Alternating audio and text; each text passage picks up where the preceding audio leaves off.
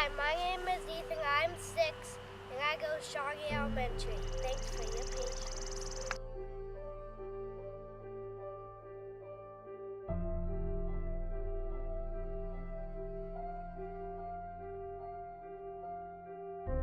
Ethan was born on October 25th, 2010. He was 7 pounds 2 ounces and 21 inches long. He was born in the evening, and so we ended up staying that night and the night after that, so he had the full 48 hours in the hospital. I tried to breastfeed as any new mom would. This was my first delivery, and I wanted to do what was best for my child. But I did have some issues with that, which I think every mom does when they first start. It's something totally new, and your body, just gave birth, and so you're trying to heal from that, and then trying to, feed your child and all of those things. And it's a stressful time, but it's an amazing time. So we got sent home, and I ended up at Firelands Regional Medical Center emergency room with him because he was very lethargic, wasn't latching on, wasn't getting nutrition, and at the time we didn't notice this, but he actually wasn't stooling. So needless to say, after trip to the ER, then being released, then another trip to the ER, then being released by October 31st, 2010, we were medevaced up to Rainbow Babies and Children's Hospital. Once we were medevaced up to Rainbow Babies and Children's Hospital, Ethan was taken to the NICU, where he was greeted by 20,000 different doctors, it felt like at that point in time.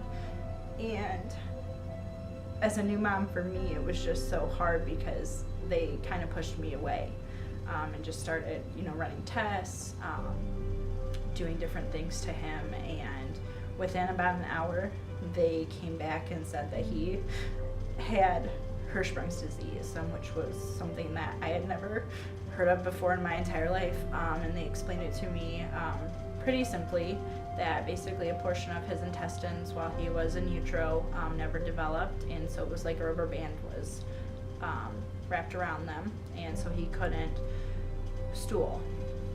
So then they, told me that there were a couple different options, but he was so malnourished at that point that he needed to gain weight, he needed to, thrive before they were able to do any procedures. So in my mind, what I thought was going to be maybe a week or so stay turned into about a month and a half.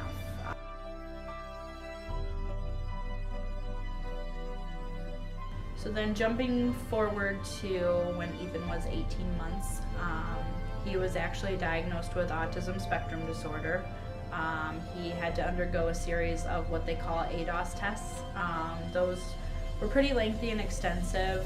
We had Help Me Grow involved in our home from pretty much the time that Ethan came home with the colostomy bag until this point, and they had seen signs and symptoms of developmental delays. He wasn't crawling, he wasn't walking, he wasn't talking the way that he should have been, and so they had suggested for us to do that test in the home, which we did.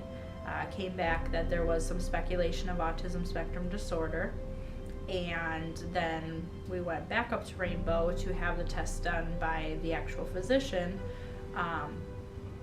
in the developmental department, and it did come back that he was autism spectrum disorder candidate. He was high on the spectrum, so that meant that he would develop, and he would have be able to vocalize things. He would have some socialization abilities, but that he would definitely have some disabilities with those as well.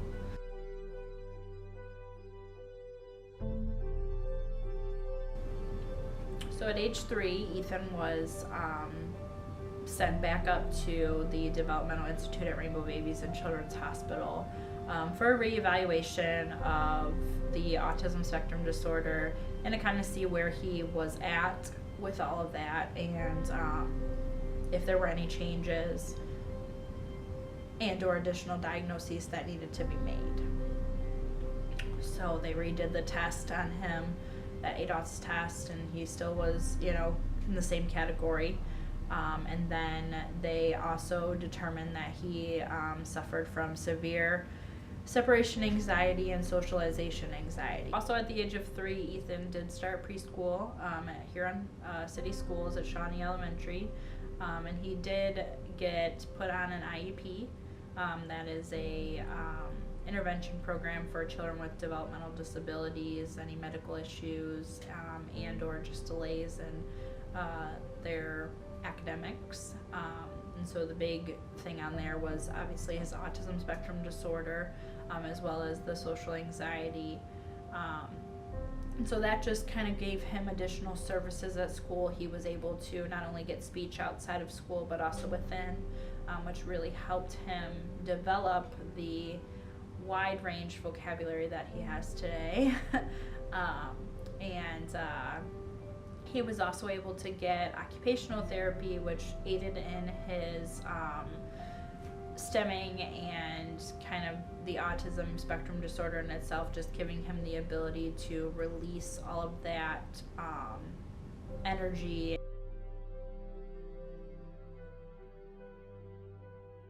Autism spectrum disorder is definitely a diagnosis, but with that does come a lot of other diagnoses over time.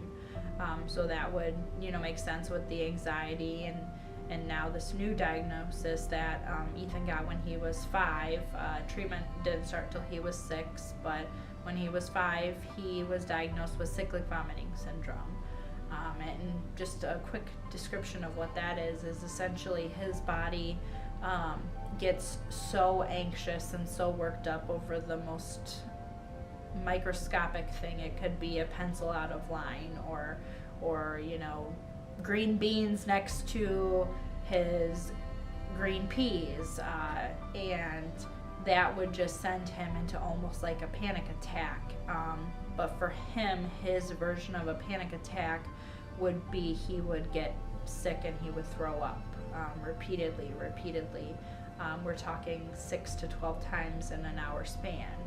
And at that point, he would completely exhaust his entire body to the point where he would sleep for then 16 to 25 hours after that. Looking at him, you wouldn't know that anything's wrong with him. You wouldn't know that he, had surgery when he was not even, a full month old. You wouldn't know that he really has autism spectrum disorder. You wouldn't know that he is anxious around you. You wouldn't know that he suffers from any of these issues really unless you spent an extensive amount of time with him. He is, the light of my life, and he has been such a true blessing. I had several conversations with Ethan's surgeon. His name is Dr. Barksdale, and he is just an amazing man. He sat me down one day when things were really bad with Ethan, when he was, initially malnourished, and, he was fighting for his life, and, the nurses were taking over, and I wasn't able to be, the mom that I wanted to be even up there. And he looked at me and he said, that we are not family by choice. We are family by circumstance. And the reason why your son is here and the reason why your son is going to make it is because of the choices that you made to get him here. That motherly instinct is something that should never be doubted, should never be taken for granted, and should never be turned down. And I truly believe to this day that my motherly instinct that I didn't even really know that I had at the time is what has brought Ethan to where he is today, what has made him the little boy that he is today, and all the fighting that I did for him and all the advocating that I did for him when he was not able to do so for himself has all paid off and is continuing to pay off and give him as normal, if there is anything normal, of a life that is possible. And so my message to any mother now, any future mother, is never doubt that, because it's very real, it's very much there, and it definitely can make a difference.